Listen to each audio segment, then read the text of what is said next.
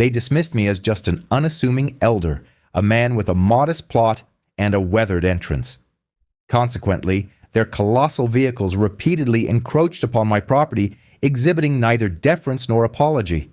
They ground their heavy tires into my soil, inadvertently mingling oil with the earth, and met my pleas for cessation with derision. Unbeknownst to them, I was a silent observer, meticulously documenting each infraction, patiently awaiting the opportune moment. And when they began to occupy my field, preparing for their grand undertaking, I decisively secured the gate and departed.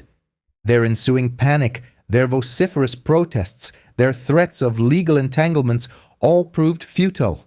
The matter had transcended a simple territorial dispute. It had evolved into a definitive stand, a challenge dared to be crossed.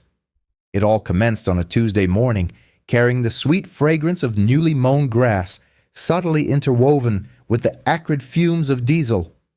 I had just finished pouring my second cup of coffee and stepped onto the expansive veranda of our ancestral home. It was then I noticed it. A colossal flatbed truck, its side panels boldly emblazoned with HOA contractor, lumbering across the lower pasture as if the very ground had yearned for its arrival. The heavy tires sank a few inches into the sodden earth, paused momentarily, and then settled firmly beneath the expansive canopy of my cherished pecan tree. The engine's low rumble exuded an air of insolent entitlement. There was no acknowledgement, no glance toward the house, nothing at all. My name is James Corbin, and my residence borders Willow Ridge Estates. My 5-acre parcel lies just beyond the subdivision's official limits, a quiet enclave from an era preceding the proliferation of cul-de-sacs and vinyl siding that now dominate the hills. This home, these fields, these trees, they were first my grandfather's, then my father's, and now they belong to me. I have diligently maintained the fences, paid the taxes, and lived an upright life. When the Homeowners Association was established a decade ago, they extended a courteous invitation to join voluntarily. I politely, consistently, and legally declined. My property was never within their purview. Nevertheless, its proximity rendered it a persistent annoyance, perhaps even a temptation. That initial morning, I did not descend the hill in a fit of anger. I rationalized it might have been an oversight. I crossed the dew-kissed grass, leaving dark imprints on my boots, and tapped on the driver's window. "Good morning," I offered, maintaining a neighborly tone. "Are you aware this is private property?" The driver, engrossed in his phone, offered only a cursory glance. He responded with a languid shrug. "Dispatch directed me to stage here. The board approved it." "The board does not own this land," I countered. "I do. I would appreciate it if you would relocate." He mumbled something about consulting his supervisor, but after a protracted sigh, he restarted the engine, reversed, and rumbled away. I watched the crushed blades of grass struggle to regain their upright position, their tips stained dark by a slow oil leak. That particular patch would bear the scar for years to come. The following dawn ushered in another rig. By week's end, it had become a predictable occurrence. Heavy flatbeds, dump trucks, utility vans, each one arrived with the first light, claiming a segment of my pasture as if it were a public thoroughfare. Most departed by evening, but a few lingered, their headlights piercing my bedroom windows well past midnight. Every indentation in the earth, every dark puddle of spilled fuel, every discarded energy drink can, etched not only the soil, but also something deeper within me. My inquiries to the drivers invariably yielded the same dismissive response. The board said it was fine. By Friday, my patience with polite discourse had waned. I contacted the HOA office. A young woman, her voice laced with lethargy despite the early hour, answered. I recounted the situation, unauthorized vehicles utilizing my land as a temporary parking area. "Oh, you're the gentleman on Magnolia Hill, correct?" she inquired, as if I were a mere footnote in their records. "We were informed that area was designated as unclaimed common space." "Unclaimed?" My voice remained level, but the word resonated deeply. "It's taxed in my name, deeded, fenced, and I personally maintain its upkeep weekly." Okay, she drawled. I'll relay the message to the board. That weekend, the HOA organized a community beautification event.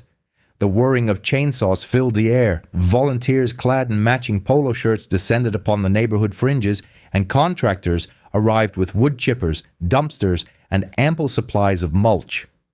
They designated my lower field as their primary staging area. I stood on the porch, my coffee growing cold, observing the transformation of my pasture into a chaotic construction site. By Sunday evening, the scene resembled a battlefield post-conflict. Debris littered the ditches, deep furrows scarred the ground, and a pungent chemical odor permeated one corner where a spill had saturated the earth. A folding table remained amidst the disarray, adorned with a hastily scrawled sign, HOA check-in. That night, beneath a faint moon, I surveyed the field with my phone. I meticulously photographed every scar, the fuel slicks shimmering like obsidian mirrors, the torn sod, discarded gloves, and the banner still fluttering in the breeze. I recorded the low hum of a generator they had neglected to switch off. Subsequently, I dispatched the entire collection to the association's official email address, accompanied by a concise, unequivocal message: "This is private property. You are trespassing. Cease immediately." The reply arrived the following morning from Clarissa, the HOA's vice president. It was impeccably worded, professional, and utterly devoid of genuine concern. "Thank you for generously providing the space. We apologize for any confusion. The board believed your lot functioned as an extension of the common area due to its location. We will strive to minimize future impact." There was no remorse, no commitment to cease their actions, and no offer to rectify the existing damage. I sat at the kitchen table for a considerable time, my gaze fixed on the screen. Outside, the pecan tree cast its familiar shadow across the wounded earth. A quiet resolve, dormant until now, stirred within me and solidified. They had misconstrued my silence as capitulation. They were about to discover the profound error of that assumption.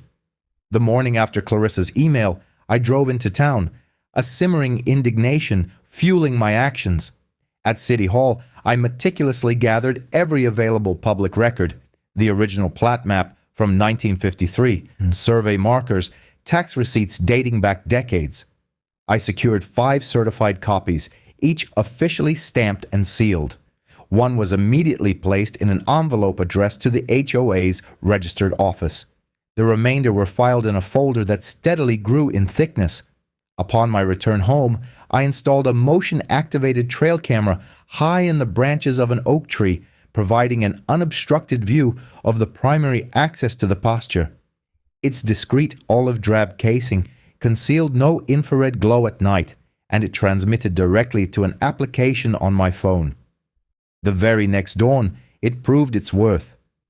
2 heavy rigs cautiously entered before the sun had cleared the hills, parking side by side beneath the pecans and unloading toolboxes with the same casualness as if they were on their own driveways. No permits were visible on windshields, no courteous waves were directed toward the house. That night, sleep eluded me. I sat at the kitchen table, bathed in the dim glow of a single lamp, spreading out the plat map, the deed, and the freshly taken photographs. Anger, a familiar and potent force from my younger years, was present, but I kept it restrained. I had learned long ago that unbridled rage burns the hand that wields it. What gnawed at me more profoundly than fury was their palpable certainty, the way they moved across my land, as if my absence from their meetings, my refusal to pay their dues, had somehow nullified my ownership. They were mistaken. A week later, the skies opened. Not a gentle spring shower, but a torrential Texas downpour, heralded by ominous purple thunderheads and sheets of rain that hammered the tin roof like a barrage of buckshot. I stood in the mudroom, watching water cascade from the eaves, and thought, "Excellent. Perhaps this will deter them for a day or two. I should have known better." When the storm finally abated on Thursday morning, the air hung heavy with petrichor and the faint metallic tang of ozone. I carried my coffee to the porch and froze.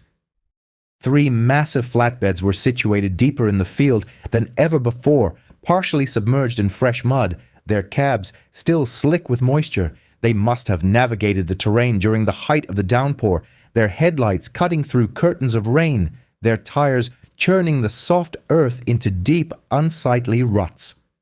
I trudged through the muck, my boots yielding with each step. The pasture appeared devastated. Strips of sod had been peeled back, exposing raw clay. Standing pools shimmered with iridescent swirls of hydraulic fluid and diesel.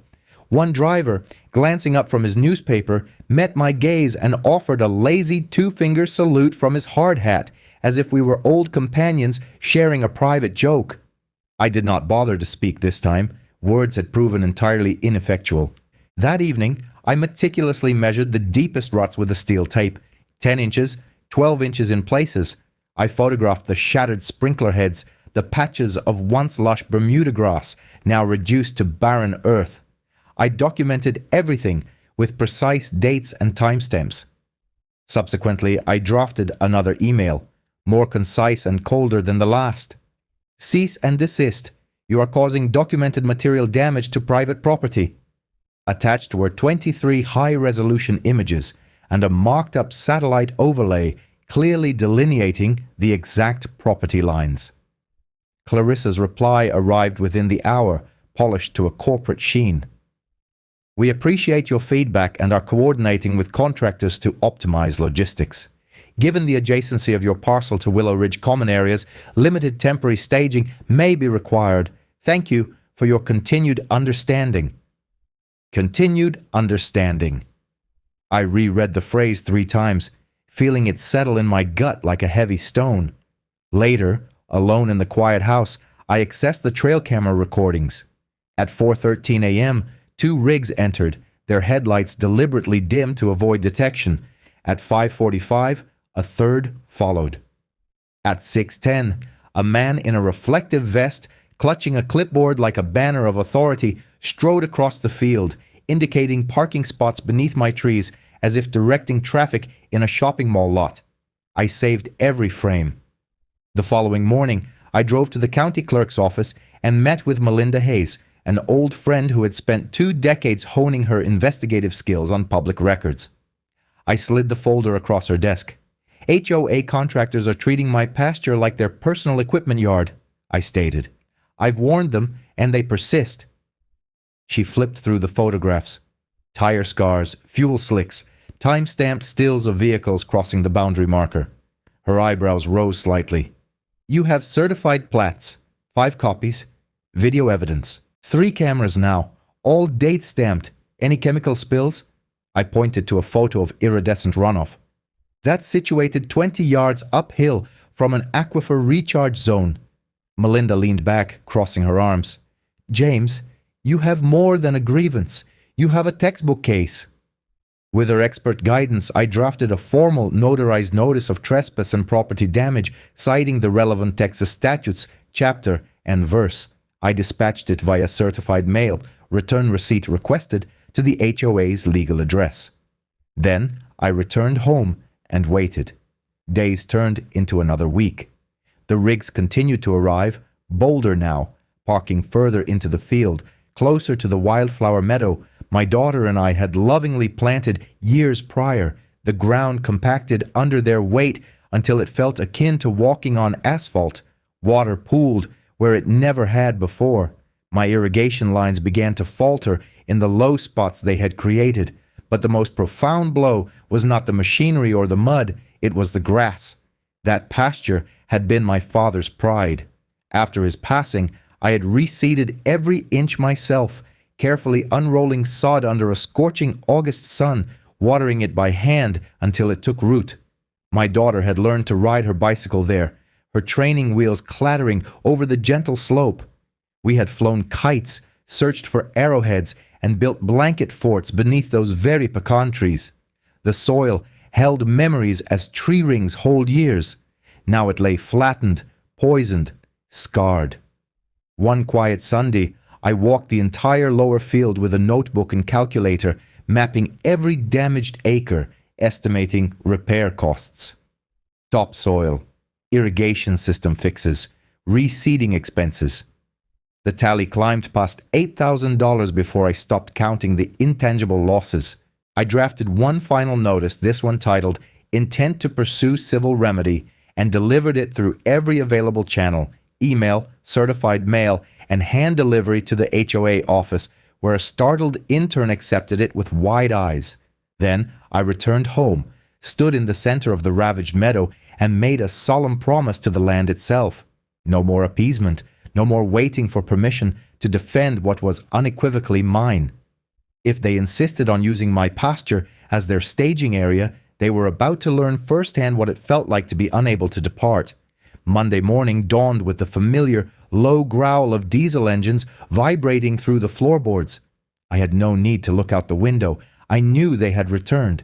The sound had become a grim alarm clock, rousing me from sleep with the same unfailing reliability as the sunrise. But this time, I was ready. I gathered the substantial folder I had spent the weekend compiling. Certified plat maps, the notarized trespass notice, itemized damage estimates, and printed stills from the trail cameras. I tucked it under my arm and walked down the gravel path toward the pasture. The air was still cool and heavy with lingering dew. 3 contractors lounged against their rigs, sipping from oversized thermoses and engaging in laughter that carried across the scarred ground. The man with the ever-present clipboard, who seemed to fancy himself the site supervisor, turned as I approached. "Good morning," I said, my voice steady. "You're on private property again?" He sized me up, then glanced at the folder as if it were a prop in a poorly conceived play. A smirk tugged at his lips. "Look, buddy," he drawled. "The HOA cleared this spot for staging. It's temporary. Relax." I opened the folder and held up the plat map, my finger tracing the bold red line that marked my boundary. "This is my land. My name is on the deed, not the HOA's. It never has been." He didn't even lower his eyes to look. "You really want to lawyer up over a little mud?" He chuckled. "Talk to Karen if you've got a problem." Karen Bellows, the HOA president. Mid-50s, frosted hair always pulled into a severe bun, a red blazer, her unofficial uniform, the kind of woman who could deliver a smile and a veiled threat simultaneously. So, I did. That afternoon, I drove to the Willow Ridge HOA office, a squat, prefabricated building nestled behind manicured hedges near the neighborhood's grand entrance. Inside, the air smelled of inexpensive air freshener and copier toner. Beige walls, beige carpet, beige everything. Karen was behind the counter when I entered. She looked up, a flicker of recognition crossing her face before settling into a practice mask of polite authority. "Mr. Corbin," she said, drawing out my name as if it left a bitter taste. "We've received your correspondence." Clarissa handled the reply. "I believe she did," I responded, offering no acknowledgement of wrongdoing or commitment to cease. "The rigs are still arriving. I'm here to reiterate that, in person, for the record." I slid the folder across the laminate counter. She didn't touch it, merely tapped one perfectly manicured fingernail on the cover. "You do understand your property abuts our utility easement," she began, her voice syrupy. "Historically, that area has been utilized for that purpose. It's 10 feet outside the easement," I interjected. "My family has owned it outright since 1953. She tilted her head, her smile thinning. "Be that as it may, the space has served community needs for years without complaint. Most residents simply assumed it was shared." "Assumption does not equate to ownership," I stated. Karen let out a short theatrical laugh and glanced toward Clarissa, who was hovering behind a cubicle wall, feigning activity. "Clarissa, are you hearing this? Mr. Corbin believes we've annexed his backyard." The words stung more than I cared to admit, not for their wit, but for the casual dismissal embedded within them. It was as if my land, my history, my rights were merely an inconvenience to her color-coded spreadsheet. "I'm not here to debate history," I said. "I'm placing you on formal notice. The next vehicle found on my property will be lawfully secured. I am within my rights to protect my property. If your equipment is on the wrong side when that occurs, it will remain until damages are settled." Her eyes narrowed. the smile vanishing completely. "You're threatening to impound our contractors' vehicles?" she asked, her voice suddenly sharp. "No, ma'am. I'm promising to enforce my boundary. How your contractors choose to park is their prerogative." For the first time, she opened the folder, flipping through the pages with a single crimson nail. The photographs told the story. Deep gouges across the meadow, iridescent slicks of spilled fluids, time-stamped images of rigs entering under the cover of darkness. She closed the folder and pushed it back toward me. "If you insist on being difficult, Mr. Corbin, our legal counsel will be in touch. In the meantime, I will ask the contractors to exercise caution." The veiled threat hung in the air. I met her gaze unflinchingly. "I'm sure your lawyers will find the video evidence compelling. I'll save them a copy." I turned and walked out the glass door, which hissed shut behind me. The anger was still present, smoldering low, but something cooler had settled over it. A sense of resolve, tempered and hardened. That night, I worked in the shop until the stars emerged. I unloaded the materials I had quietly accumulated over the preceding weeks. Heavy steel posts, crossbars, a robust gate frame I had fabricated myself from scrap I-beams. I laid them out under the floodlights, double-checking measurements, testing hinges, running a bead along critical joints with my portable torch. The gate was simple, strong, and once installed, permanent. I added 2 more trail cameras to my arsenal, positioning them for overlapping fields of view capable of capturing license plates at the entrance. Another was discreetly placed high in the pecan grove, a third angled along the fence line from the west, all infrared, all silent, all feeding into a dedicated hard drive secured in my shop. Then I waited. They arrived in greater numbers than ever before. 7 rigs by the end of the second week, transporting gravel, lumber, scaffolding, and bags of cement. The HOA had launched what their new park sign proudly proclaimed as the Bellows Improvement Plan. My pasture had become their unofficial supply depot. I no longer confronted them. Each morning I stood on the porch with my coffee and watched, allowing them to believe I had finally conceded. But every hour, every unloaded pallet, every careless footprint was meticulously captured in high definition. One afternoon, the cameras recorded Karen herself striding across my land in her signature red blazer, gesturing emphatically at a contractor while standing well within my fence line. She was not merely permitting the trespass, she was directing it. That was the final indignity. I composed one last message, brief and unambiguous, sent by certified mail and email with required delivery confirmation. "This is your final notice. Any vehicle found on my property after receipt of this letter will be lawfully secured until full restitution for damages is made. This is private land. Trespassing ends now. 48 hours. More than fair." No reply was forthcoming. Therefore, under the cloak of a moonless night, I backed my truck down the southern trail, swung the heavy gate into place, tested the hinges one last time, and awaited dawn. When the first rigs began to arrive shortly after 6, their engines rumbling like distant thunder, I allowed them to settle. Then, I slowly lowered the crossbar, slid 2 heavy padlocks into place, and ran a final welding bead across the hinge pins until the steel glowed and fused. There was no shouting, no drama, only the quiet hiss of the torch on metal and the soft click of an irreversible action. I drove away without a backward glance, heading toward Lake Hudson for a day of leisurely fishing.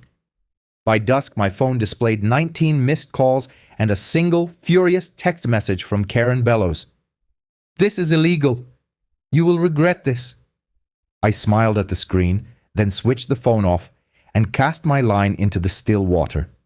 For the first time in weeks, the only sounds I registered were the steady, peaceful rhythm of my own breathing. The morning after I secured the property line, the field was eerily quiet. No growling machinery, no distant shouts, no carelessly slammed doors. Just the gentle sigh of the wind through the pecan leaves and the melodic chirping of a lone mockingbird. I stepped onto the veranda, coffee in hand, and took in the scene. 7 substantial transport vehicles sat stranded in the hardening mud, their imposing forms stark against the glint of the newly welded gate. It wasn't long before the first challenge arrived. A sharp, insistent banging echoed from the fence line, a rhythmic, desperate clang of metal on metal. I descended the path to find one of the younger construction workers, his reflective vest smeared with dried mud, his hard hat pushed back, yanking on the crossbar with both hands. "Sir, you have to let us through," he pleaded, his voice strained with urgency. "We have deadlines. This is obstructing emergency access or something." "Your emergency vehicles are not trapped on my property," I stated calmly. "Your machinery is, along with the discarded lumber, the leaked fuel, and the refuse your crew left behind." His radio crackled, and Karen's distinctive voice cut through the static. "Tell him legal is en route," he relayed the message, a nervous emissary. I simply nodded. "By all means, bring them. I will have freshly marked boundary plats ready." By midday, the gathering had swelled. 2 more contractors were pacing outside the gate, their phones pressed to their ears. An HOA board member, clad in a navy polo shirt, arrived next, sweat beading on his brow despite the shade. And then, as expected, Karen Bellows herself appeared. She didn't venture down the muddy track. Instead, she took her position just beyond the barrier, arms tightly crossed, her crimson blazer a pristine contrast to the surrounding disarray. Her phone was clutched as if it were a live grenade. "Mr. Corbin," she called out, her syllables sharp and glacial. "You've made your little statement. Now let's avoid escalating this into something unnecessarily unpleasant." I approached deliberately, my boots crunching on the gravel. "There's no unpleasantness here," I replied. "I'm merely reinforcing my property boundaries." "You're holding thousands of dollars worth of equipment hostage." "Your equipment was parked here without authorization, despite multiple prior warnings," I countered. "You can have the county sheriff here in 10 minutes. "Please do," I responded. "I would like him to witness the deep tracks your vehicles carved through my meadow and the hydraulic fluid seeping towards the creek." For a fleeting moment, her practiced composure wavered, a flicker of uncertainty behind her perfectly sculpted facade. She drew a breath and shifted her approach. "What precisely are your demands, Mr. Corbin?" "Money."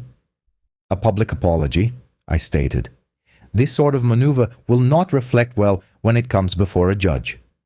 I met her gaze directly. "I want you to understand what no means. I've said it clearly and more than once. You simply chose not to listen." Behind her, one contractor perched on a vehicle hood, trying to get a better phone signal and waving his device overhead. Another stretched yellow caution tape between fence posts as if it could somehow erase the damage already inflicted. Karen lowered her voice, leaning closer to the gate. "We are in the midst of a significant development project. Investors are observing. You are jeopardizing community progress." "Your progress ends at my fence line," I stated. "It always has." She held my gaze for another moment, then turned abruptly and strode back to her sport utility vehicle. That afternoon, I transmitted the complete archive from my trail cameras, every timestamp, every license plate, every entry, to 3 new recipients: the county zoning office, the local environmental compliance department, and Dean Warner, an old comrade from my military service who now held a position as a municipal inspector. I appended a concise cover letter detailing the persistent pattern of unauthorized vehicle staging, the unpermitted gravel deliveries, and the evident runoff that posed a threat to the downstream creek. Dean responded within the hour. "Received. This aligns with an easement violation we flagged last quarter. Stand by. This has just become significantly more complex." The environmental agency contacted me the following day, requesting authorization to collect soil samples. I granted it without hesitation. Then came the call I had been anticipating. Janelle O'Hara from Channel 7 News, someone who had received my evidence package, had apparently forwarded it. "We're developing a report on HOA overreach," she explained. "Willow Ridge has come to our attention before. Your situation is supported by documentation most people only dream of. Would you be willing to speak on camera?" I paused on the porch, surveying the stranded vehicles glinting under the sun. I had never actively sought the limelight. Quiet mornings, honest labor, and the solace of ancient trees had always sufficed. But this was no longer solely about me. Arrange it, I said. I'll speak. We filmed 2 days later amidst the pecan grove, the damaged earth testifying more eloquently than any spoken words. I kept my account straightforward. The chronology, the disregarded warnings, the accumulating destruction, and the board's persistent refusal to acknowledge established boundaries. I'm not seeking special treatment, I told the camera. I'm requesting the same respect that any property owner is entitled to. You cannot simply claim another person's land because you outnumber them or can shout them down.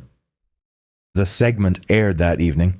My phone began ringing incessantly. Neighbors I hadn't spoken to in years, old friends from my service days, even a local landscaping company offering complimentary soil testing. Messages of solidarity flooded in. Then a letter arrived via courier in a heavy cream envelope.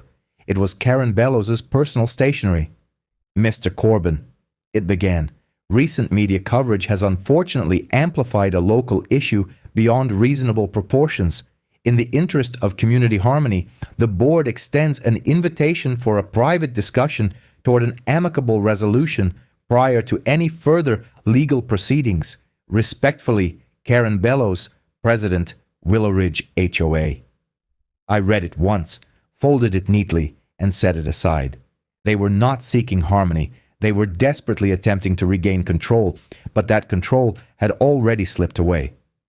The city inspectors were preparing their official report.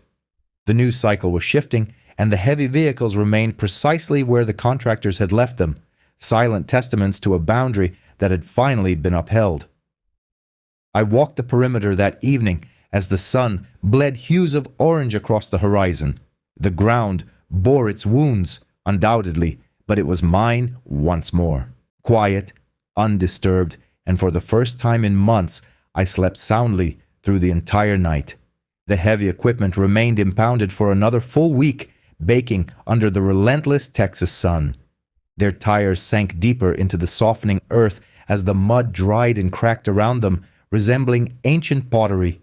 A few workers returned on foot, retrieving personal tools and portable water containers, but the substantial machinery sat idle, expensive anchors holding the HOA's hubris in place. Karen's threats intensified, becoming more frequent. Voicemails accumulated, filled with demands for immediate access, warnings of impending lawsuits, and accusations that I was endangering public safety by obstructing crucial community operations. One message even falsely claimed I had trapped personnel within the fence, despite every individual having departed the moment they realized the gate was impossible. I let the calls go to voicemail. I had fishing to attend to. Lake Hudson was glass smooth that week, its surface broken only by the occasional surge of bass pursuing shad. I spent long afternoons in my John boat, casting lines into the water, allowing my mind to unravel months of pent-up tension. Out there, the only boundaries were the shoreline and the vast expanse of the sky, and no one dared to attempt to redraw them. When I finally returned home late Friday evening, the count of missed calls had surpassed 30. Among them was a message from Deputy Tilson, an old friend from my Army days, now serving as the county sheriff. "Corbin," his message began, his tone easy and familiar. "Got some noise from the HOA folks saying you've locked up their equipment. Just so you know, from everything I've seen on paper, you're standing on solid ground, literally and legally, but give me a call when you're back in range. I'd like to hear it from you before this gets any sillier." I smiled, saved the message, and poured myself a glass of iced tea on the porch. The pasture appeared almost serene in the twilight, the hulking silhouettes of the transport vehicles softened by the elongated shadows. Saturday morning brought a new development. A flatbed tow truck appeared on the road, followed by a black sedan bearing rental plates. From it stepped a man in a sharp gray suit, clearly the HOA's retained counsel, carrying a leather briefcase as if it were a shield. Karen was already present, pacing outside the gate in heels that sank into the gravel on the shoulder. They waited until I approached, a fresh mug of coffee in hand. "Mr. Corbin," the lawyer began, his voice smooth and practiced, "we are prepared to seek an emergency injunction if you do not immediately restore access. This constitutes unlawful detention of property and interference with contracted work." I took a slow sip. Your client's property was unlawfully placed on my land. I have simply secured my boundary. No injunction is necessary, just an apology and a settlement check. Karen's face flushed crimson. This is extortion. No, ma'am, I said calmly. This is consequence. The lawyer opened his mouth to continue, but the crunch of tires on gravel interrupted him. Deputy Tilson's cruiser pulled up, its lights deliberately off, unhurried. He stepped out, adjusted his hat, and offered a nod. Morning, Corbin. Morning, folks. Karen immediately launched into her complaint. Officer, this man has impounded $70,000 in equipment and is refusing access. Tilson listened patiently, then turned to me. Mind if we take a quick walk around the perimeter just to confirm boundaries for the report? Not at all. We strolled along the fence line while Karen trailed behind, snapping photos of every scar and muttering about vandalism by immobilization. Tilson examined the welded gate, the clearly visible survey stakes, and the trail camera housings discreetly placed among the trees. Clean markers, he remarked quietly. No ambiguity here. When we returned to the group, he addressed Karen directly. Ma'am, I've reviewed the plat maps and the video Mr. Corbin provided. Your contractors have been trespassing repeatedly after written notice. Mr. Corbin is within his rights to fence and secure his own property. This is a civil dispute, not criminal. My advice, settle it with him, not through us. The lawyer shifted uncomfortably. Karen looked as if she had been physically struck. You're taking his side, she demanded. I'm taking the side of the deed recorded in 1953, Tilson replied. Karen stormed back to her car without another word, her heels stabbing the gravel. The lawyer followed, muttering about further legal avenues. That afternoon, Dean Warner and a technician from the Environmental Division arrived in a White County truck. They spent hours systematically traversing the pasture, collecting core samples, photographing spills, and measuring soil compaction. Dean paused at one particularly deep gouge, now filled with stagnant, rainbow-sheened water. This is serious, he stated. Runoff this close to the creek could trigger state-level fines. I nodded. Tell that to the board. I intend to. By evening, the tow truck had departed without attempting to breach the gate. The vehicles remained, their metal already beginning to freckle with rust where the rain had splashed them. I stood by the gate as dusk settled, running my hand along the cool steel. The land around me was scarred and weary, but it was breathing freely again. No engines, no voices, no presumptuous intrusions. Karen might still have had fight left in her, but the ground beneath her feet had shifted, and this time it was bedrock, not mud. The city's formal citation arrived the following Monday like a thunderclap that no one in Willow Ridge had anticipated. $11,800 in penalties, neatly itemized, unauthorized staging on non-commercial land, unpermitted gravel stockpiling, potential stormwater contamination, and failure to secure temporary use permits. The notice included a 30-day remediation clause. Clean up the mess or face escalating daily fines. Karen never mentioned the citation in any of her increasingly frantic voicemails. Instead, the HOA law firm from Clearview dispatched a 20-page letter threatening a countersuit for malicious interference, economic duress, and defamation through media dissemination. I read it once under the porch light, chuckled at the inflated language, and forwarded it to Francine Moore, the retired JAG attorney I had engaged the previous week. Francine's reply arrived in under 24 hours, concise, surgical, and devastating. She cited relevant statutes, attached our evidence binders, and concluded with a single line that made me grin. Should your client elect to pursue this in court, she wrote, discovery will be illuminating. We welcome it. I printed 2 copies. One was sent via certified mail to the law firm. The other I taped inside my workshop window, facing the pasture, just in case anyone happened to drive by for a look. 2 days later, Deputy Tilson called again. Heads up, Corbin. Karen's coming in this afternoon to file a formal complaint. Everything from false imprisonment to vandalism. Claims your gate damaged one of the trucks while it was unlawfully detained. Vandalism by sitting still? I inquired. That's our story, he replied, amusement evident in his voice. We have to take the report, but it'll go precisely nowhere.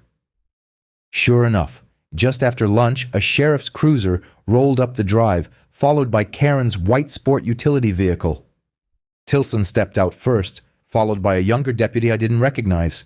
Karen marched ahead of them like a general leading a very small army, a clipboard clutched to her chest, her lips so tightly pressed they had turned pale. She pointed directly at me as I approached from the porch. "That's him. Officer, that's the man who trapped our equipment, endangered workers, and sabotaged a vital community project." Tilson raised a placating hand. "Ma'am, let's all keep this civil." "I am perfectly civil," she snapped.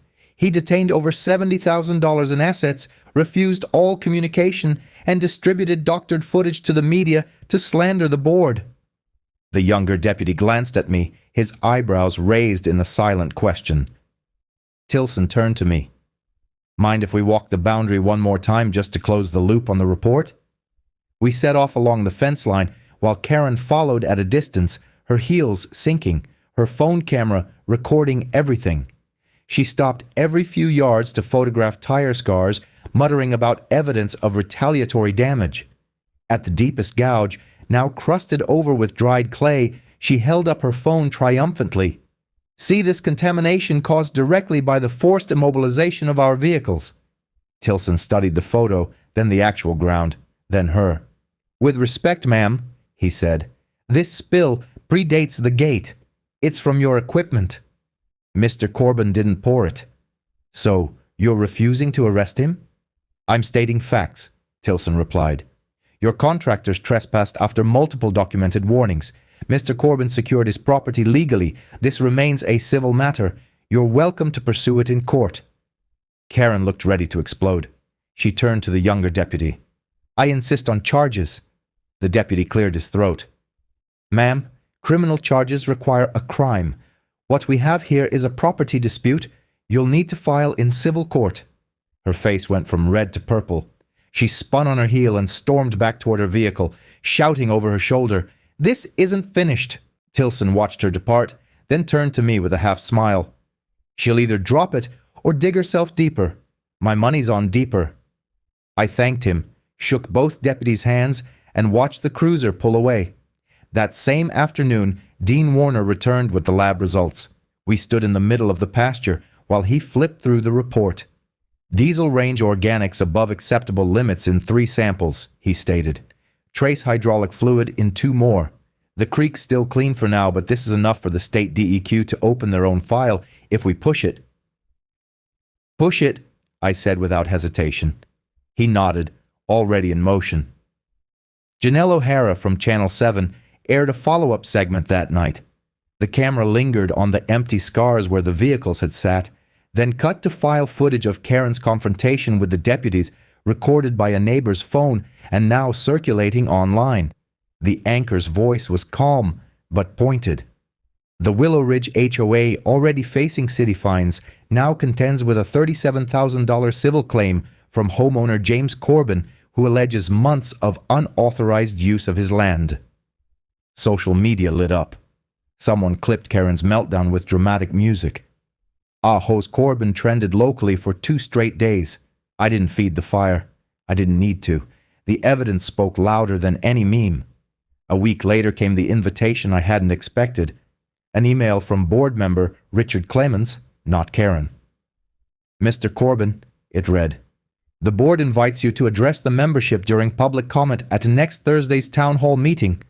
We recognize the current situation has exceeded acceptable standards. Your perspective would assist us in determining appropriate next steps, including potential restitution. Respectfully, Richard Clemens." It could have been an ambush, but the tone felt different. Tentative, almost contrite. I read it twice, then looked out over the pasture. The earth was still raw, but tiny green shoots had begun pushing through the compacted clay where rain had softened the surface. Life, finding a way. I typed a simple reply. "I'll be there." The tide wasn't just turning, it was rising. And for the first time, the HOA was the one feeling the current. Thursday evening, the community recreation center was packed as I had never seen it. Folding chairs filled every inch of the laminate floor, and latecomers lined the walls, too deep. The air smelled of fresh coffee from the urn in the corner, and the faint tension of people who had finally decided to show up for something that mattered.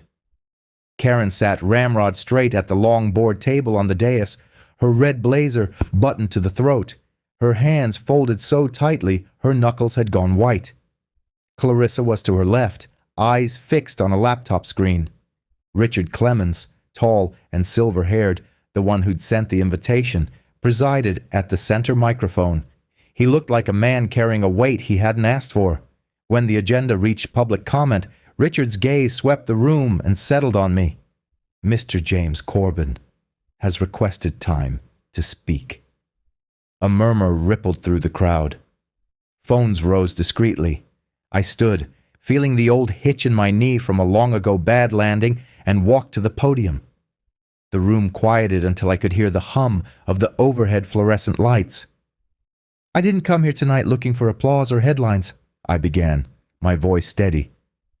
"I came because I was invited and because this has gone on long enough." I laid out the timeline simply. The first uninvited vehicle beneath my pantry window, the ignored warnings, the deepening scars across land my family has held since before this neighborhood even existed. I spoke of the nights I lay awake listening to engines idling on ground where my daughter once chased fireflies. I asked politely, I said. Then I asked firmly. Then I documented. Then I defended. All I ever wanted was for the word no to mean something. Heads nodded in the audience slowly at first, then more openly. A few people I recognized only by sight met my eyes with something akin to gratitude. I turned toward the board table. This isn't about revenge, it's about accountability.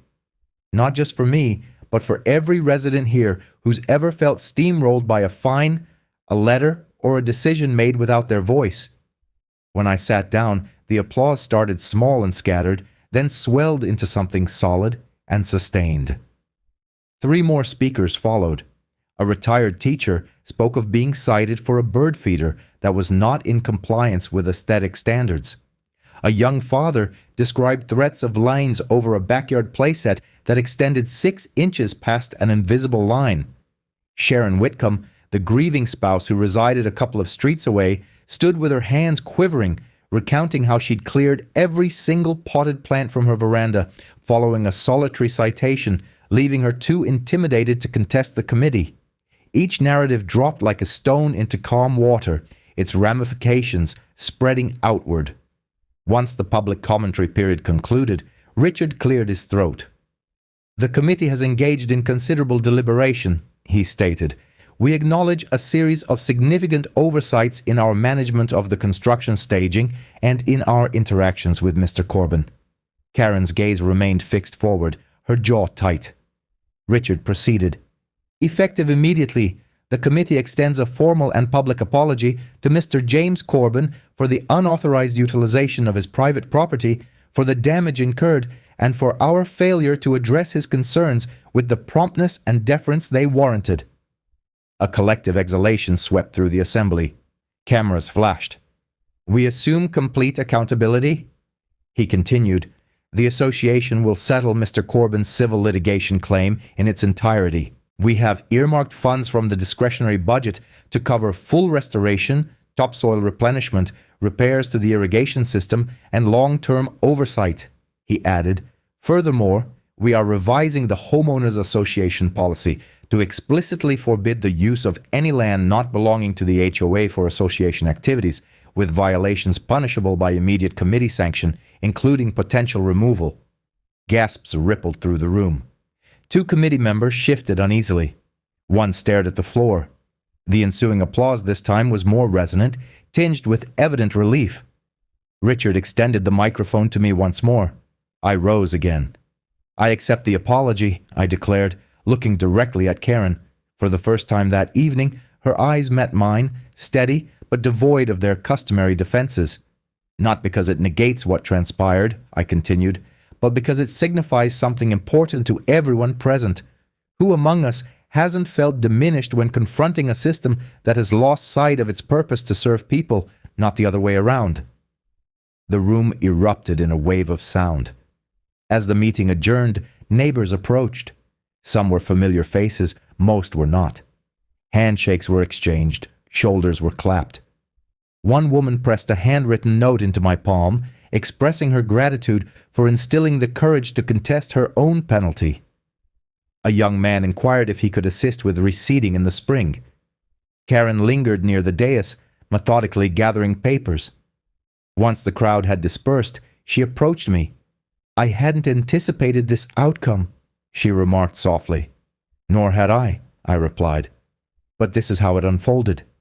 She studied me for a considerable duration.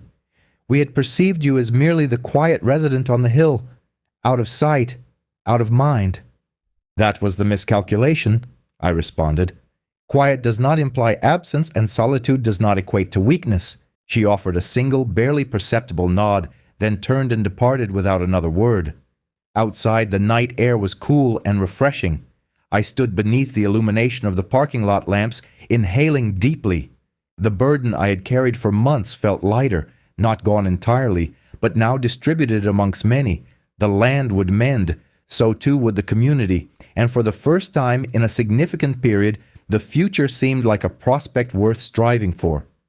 In the weeks following the town hall gathering, the pasture began to transform in ways that I could finally embrace with pride.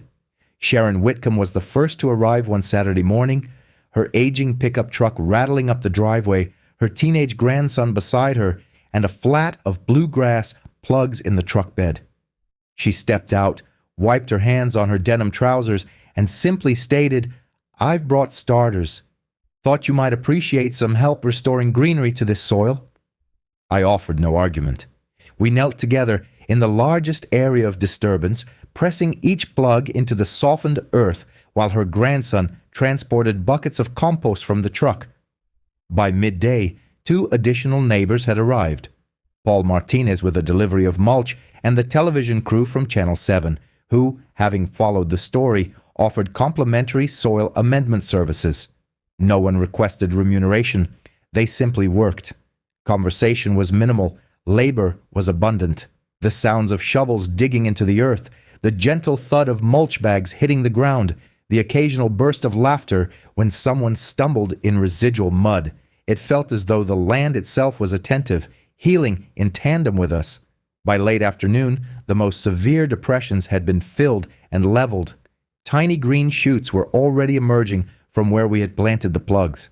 I stepped back, hands on my hips, observing the sun descend behind the pecan trees, bathing everything in a golden hue. For the first time since that initial Tuesday morning, the field appeared to recall its former state. Karen Bellows did not seek re-election. Word quietly circulated that she had sold her residence over the summer and relocated to a high-rise condominium in the city center, presumably a place with concrete balconies, no gardens, no fences, and no neighbors to manage. I felt no elation upon hearing this news. It was unnecessary. Individuals of her disposition do not disappear because someone bests them. They vanish when the collective voice stops amplifying them, and the collective voice had finally fallen silent. I maintained the gate precisely in its original position. No longer welded shut, it was now secured with a padlock and a simple chain. A subtle reminder that certain boundaries, once clearly delineated, remain steadfast. On a crisp October evening, I traversed the entire lower field unaccompanied. The newly established grass was becoming more robust, and the wildflower seeds we had scattered in September were already emerging in vivid clusters of purple and gold. Bees hummed low over the goldenrod. Somewhere in the distance, a child's laughter carried on the breeze, likely the Martinez children again, flying kites where the heavy equipment had once been parked. I paused beneath the large pecan tree, the very one that had sheltered the initial infringing flatbed truck. Its branches hung laden with nuts. I reached up, plucked one, cracked it between my palms, and savored the sweet kernel on the spot. The taste evoked memories of my grandfather, seated in this exact location, demonstrating how to distinguish a good nut from a flawed one. I smiled at the recollection, then surveyed the meadow that had once resembled a battlefield. It no longer did. It looked like home. That night, I sat on the porch with a thermos of coffee, watching the stars emerge one by one.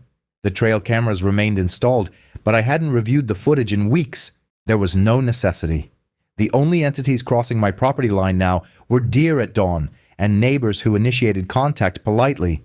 I contemplated everything that had transpired: the unaddressed emails, the secured gate, the crowded meeting, the public pronouncement of an apology. None of it had been effortless, yet each step had been indispensable, for boundaries are not merely lines on a map, they are commitments we make to ourselves and to those who follow. My grandfather upheld his, my father honored his, and now I had preserved mine. The wind rustled through the pecan trees, carrying the faint fragrance of new grass and tilled earth. I raised my thermos in a silent salute to the land, to the individuals who aided in its recovery, and to the quiet fortitude required to declare enough and mean it. Then I went inside, extinguished the porch light, and slept more soundly than I had in years. The conflict had concluded. The field was restored, and so was I. Spring arrived like a long overdue absolution from the heavens themselves, marked by gentle rainfall, warm sunshine, and a vibrant resurgence of green that seemed determined to obliterate every vestige of the prior year's injuries. By April, the lower pasture had undergone a transformation far exceeding anything I could have accomplished independently. What commenced as a handful of neighbors with shovels and starter plants evolved into something akin to a communal observance. Families appeared on weekends with picnic baskets, children frolicking freely while their parents engaged in planting and seeding. The Martinez children organized a wildflower initiative, scattering packets of black-eyed Susans and Indian paintbrush along the edges where the most profound damage had occurred.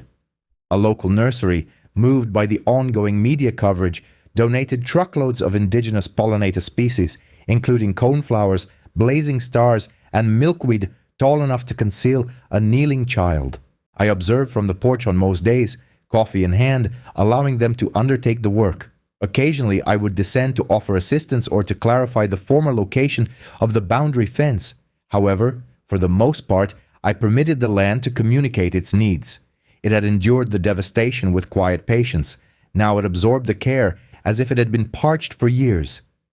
The wildflower meadow flourished most rapidly along the southern perimeter, where the creek meandered close to the fence. By May, the ground was adorned with undulating waves of blue and gold, teeming with bees and butterflies so numerous they cast shifting shadows. Dragonflies darted over the new grass like azure projectiles.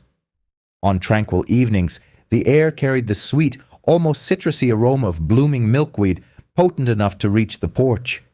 Children rediscovered the field. Initially, they approached with trepidation, their parents seeking permission at the gate, but soon it became commonplace to witness kites soaring above the pecans once more, or to hear the joyous exclamations from games of tag weaving through the tall blossoms. One Saturday, a group of teenagers erected a volleyball net where the largest gravel mound had once been deposited. I feigned ignorance when they remained past dusk. Sharon Whiteham became a frequent visitor. She would arrive mid-morning with her grandson, a thermos of lemonade, and a fresh tray of perennial plants. We would sit on an old log I'd positioned in the shade, discussing everything from gardening and grandchildren to the most effective methods for deterring deer from nibbling hostas. One afternoon, she gazed across the meadow and remarked softly, "This is what community is meant to feel like." I could not disagree. Richard Clemens made a solitary visit without his board polo shirt or clipboard. He stood at the gate for a considerable time before walking down the path. Upon reaching me, he extended his hand. "I wanted to witness it firsthand," he stated. "The recovery." We walked the field together. He paused at the very spot where Karen had once stood, gesturing towards contractors now obscured by a profusion of purple coneflowers. "I voted with her for years," he confessed. "I believed efficiency equated to progress. It took witnessing the entire situation unravel to comprehend the distinction." I nodded. Sometimes the ground must be disrupted before you notice what was growing there all along. He remained for another hour, assisting in spreading mulch around the new saplings, live oaks and redbuds that the nursery had donated to compensate for the stress inflicted upon the older pecan trees by the heavy machinery. When he departed, he shook my hand again, more firmly this time. "The new policy is holding," he reported. "Not a single contractor has requested off-site staging since the amendment was enacted, and meeting attendance has tripled." I smiled. People pay attention when they realize their voices carry weight. Summer descended, hot and languid. Fireflies returned in swarms dense enough to illuminate the meadow at night.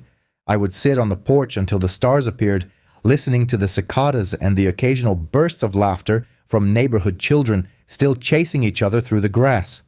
The gate remained padlocked, but the chain now hung loosely, permitting anyone to open it with a polite knock. One evening in July, Deputy Tilson arrived in his personal truck, fishing rods secured in the bed. We spent the twilight hours casting for bass in the creek bend, conversing about a multitude of subjects. When the mosquitoes finally compelled us to retreat to the porch, he opened a cold beverage and surveyed the illuminated meadow. "You accomplished more than just safeguarding your land, Corbin," he commented. "You reminded an entire neighborhood of the importance of standing firm." I shrugged. All I did was refuse to yield. He chuckled. "Sometimes that's the most challenging form of standing." Autumn painted the wildflowers in hues of rust and gold. The pecans yielded abundant crops, more than I could shell alone, so I placed bushel baskets at the gate with a sign, "Take what you need." They vanished more rapidly than I could replenish them. By December, the meadow had gone to seed stalks, rustling dryly in the wind, but even in its dormancy, it felt alive. I walked it one frosty morning, my boots crunching through the silvered grass, and paused beneath the grand pecan tree that had been the origin of it all. Its branches were bare now, but robust. I rested my hand on the rough bark, feeling the slow pulsation of sap still coursing deep within.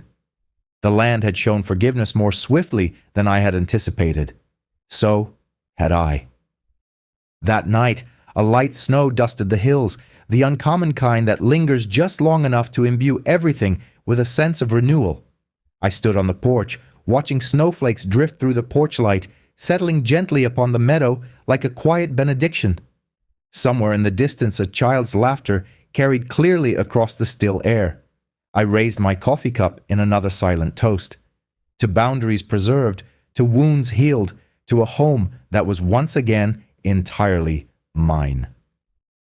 Years have elapsed since that initial Tuesday morning when the diesel fumes permeated the grass. The meadow has matured into a realm of wildness and generosity. Tall blue stems sway at shoulder height in the summer, and monarch butterflies drift through clouds of milkweed like slow-moving orange snowflakes. The pecan trees have grown more substantial, their branches interweaving to cast a deeper shade where neighborhood children still string hammocks on languid afternoons. I continue to traverse the lower field most evenings, my boots wearing a familiar, faint path along the fence line. The gate remains composed of steel posts, now painted a soft green, the chain replaced by a simple latch that anyone can open with a knock or a wave. However, no one trespasses without seeking permission anymore. The respect that was once compelled has seamlessly transitioned into ingrained habit. The Homeowners Association itself has undergone more transformation than I had anticipated. Richard Clemens served 2 terms as president, guiding the board towards transparency. Budgets are now posted online, meetings are broadcast, and fines require the approval of a majority of residents before being issued. Attendance has remained consistently high. The populace has come to understand the repercussions of indifference. New families relocating to Willow Ridge are often regaled with the story, not as idle gossip, but as a quiet piece of local history.